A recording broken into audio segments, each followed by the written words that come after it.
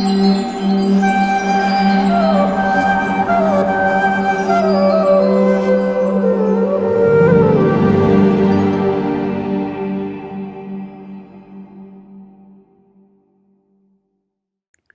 Krishna.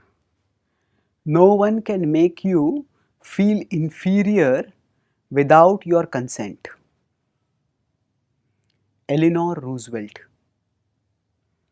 We have all often experienced people who look down at us, who mock us, who deride us, or even if they don't do it verbally, they do it through their actions, they make us feel worthless.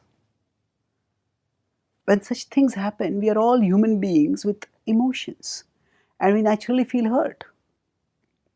At the same time, we have free will and we have intelligence by which we can direct our free will.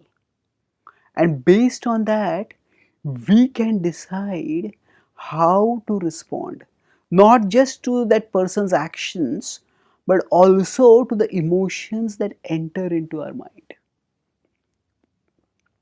So if somebody has mocked us, or somebody has neglected us, or somebody has looked down on us, if we keep thinking about it again and again and again, then that auto replay of that experience, that hurts us much more than that experience.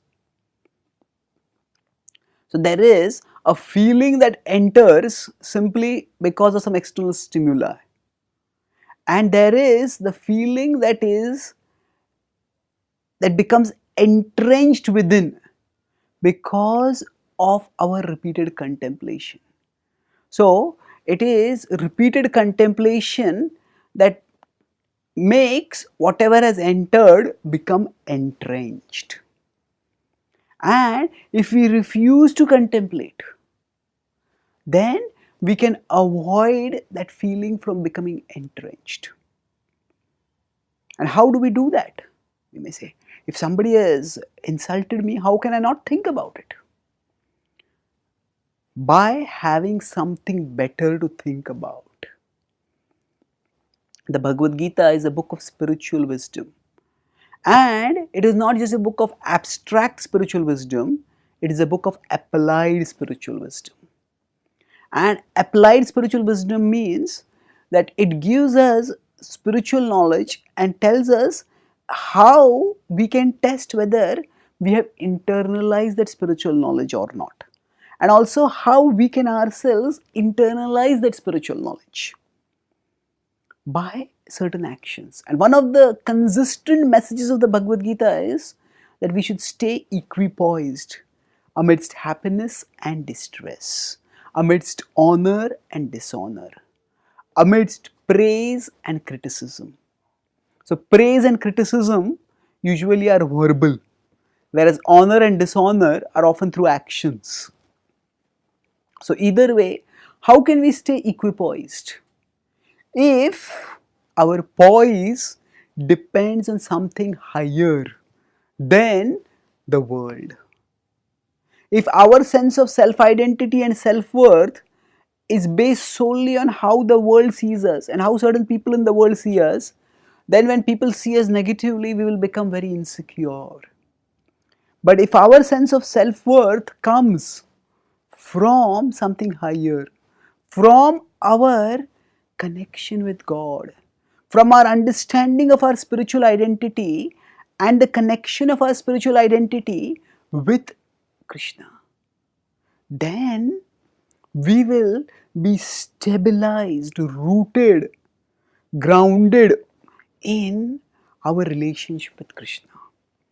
In the world, yes, there are hierarchies. Some people may be wealthier than others, some people may be brainier than others, some people may be smarter than others, some people may be more handsome than others, and based on these material differentiations, some people may make other people feel inferior. But the other people, if their sense of self-identity is coming from how this person is treating me, then they will feel inferior.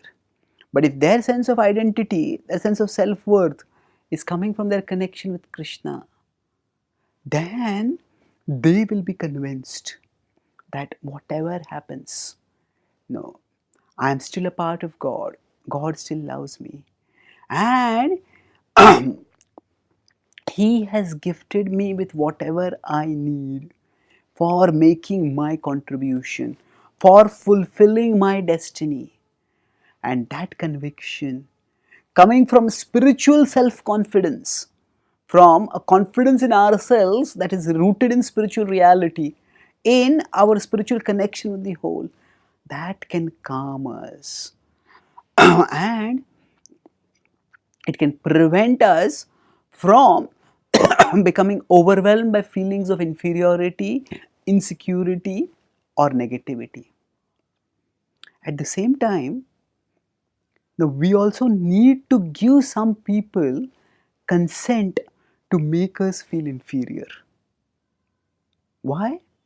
Because there are times when we will be wrong and we need to be corrected so that we can be improved. And if we neglect anybody who speaks negatively about us, thinking that I don't care for them, then what if their negative statements have truth? How will we ever learn and improve?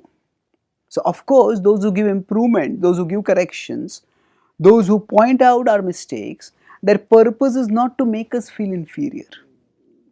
Their purpose is to actually improve us. At the same time, it is an objective fact that if we have some limitations, if we have some weaknesses, then that means in some ways we are inferior to others. That does not have to be necessarily a fatal flaw. We can work on it or we can work around it. But the important thing is that we also need a mechanism by which our weaknesses are pointed out. But if this is done in a congenial way by those who are affectionate to us, then when they tell us, temporarily again we'll feel inferior, but we will not feel insecure. We'll be secure in our relationship with Krishna, we'll be secure in our relationship with them, that they are our benevolent well-wishers, and we will feel inspired to improve. So ultimately, the purpose of life is to grow, to improve ourselves. And when we interact with others, we need to focus on interacting with those who help us to improve. And with that focus, no matter how people deal with us, whether people treat us as inferior, whether people treat us as equal, or people treat us as superior, if our purpose is fixed on improving ourselves, on growing internally, on bringing out our best, then irrespective of how people interact with us, we can move forward in that purposeful growth and thus fulfill our destiny, finding lasting spiritual fulfillment in our eternal connection with God. Thank you. Hare Krishna.